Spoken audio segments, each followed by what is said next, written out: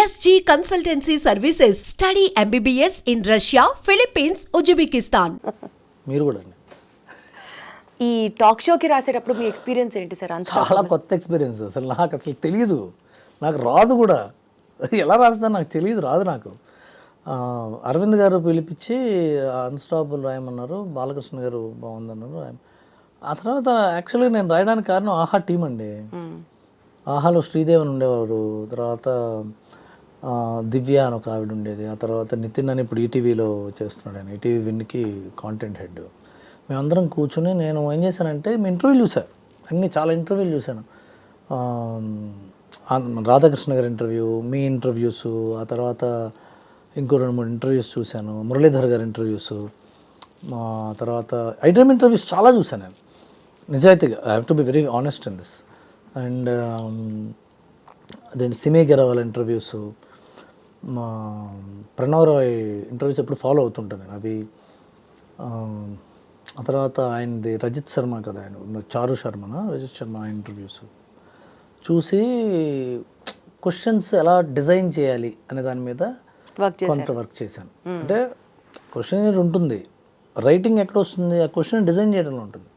ఒక scene director ఏమంటాడంటే, hero ఇంటికి వస్తాడు, అమ్మ అన్నం పెడుతుంది, చేతులు కడుక్కు వస్తానంటాడు, లోపలికి వెళ్తాడు, లోపలికి వెళ్తే వాడు నాన్న జేబులో 100 రూపాయలు కనిపిస్తాయి, అవి జీవితం జేబులో పెట్టుకుని బయట తిందామని చెప్పి, అమ్మ నాకు ఆకలేట్లేదు అంటాడు, బయటికి వెళ్ళిపోతుంటే వాళ్ళ అమ్మ ఆపి ఆ 100 రూపాయలు మళ్ళీ లోపల పెడిచి అంటుంది, నేను పెట్టను అంటాడు. అప్పుడు వాళ్ళ నాన్న వస్తాడు, నాన్నకి తెలియకూడదు అమ్మ విషయం, అమ్మ తెలిసిపోయిన కొడుకు బాధ, నాన్నకి ఏదో డౌట్ వస్తుంది. ఈ సీన్ రాయమన్నాడు అనుకోండి, నాన్న డైలాగులు ఏం రాయాలి, అమ్మ డైలాగులు ఏం రాయాలి, కొడుకు డైలాగులు ఏం రాయాలి అన్నది రైటర్ బాధ్యత. రైట్, సీన్ ఆల్రెడీ ఉంది, ఎలాగైనా రాయించదండి కదా. సో ఆల్రెడీ షోస్లో ఒక ఫార్మాట్ ఉంటుంది, ఈ క్వశ్చన్లు అడగాలి, రీసెర్చ్ ఉంటుందిగా. ఒక టాక్ షో ఇప్పుడు మన ఇద్దరు మాడుకుంటున్నాం, మీరు కొంత ఏదో రీసెర్చ్ చేసి ఉంటారు కదా. 100% ఏదో అట్లాగే బాలకృష్ణ గారు బలానా ప్రభాస్ గారినో లేకపోతే మహేష్ గారినో ఇంటర్వ్యూ చేయాలంటే ఒక రీసెర్చ్ ఉంటుంది కదా. ఆ రీసెర్చ్ని డిజైన్ చేయటం, ఏ ఫిలాసఫీ తీసుకురావడం నా బాధ్యత. In which way the question has to be presented, in which way the question has to be asked, and what can be the next. ఆయన ఆన్సర్ చెప్తే నెక్స్ట్ ఒక ఆన్సర్ ఉంటుంది, ఈ ఆన్సర్కి ఇలా నెక్స్ట్ క్వశ్చన్ వేయచ్చు, ఇంకో ఆన్సర్ ఉంటుంది, ఇది చెప్పచ్చు, ఇంకో ఆన్సర్ ఊహించి అవి కూడా రాసేయాలి.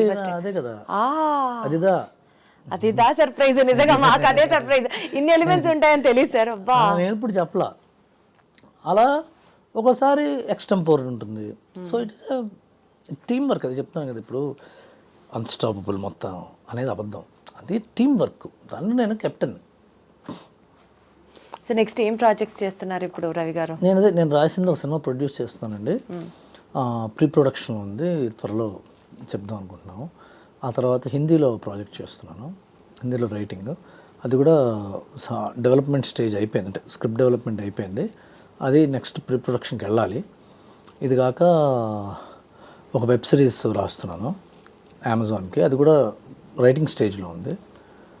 ఇంకా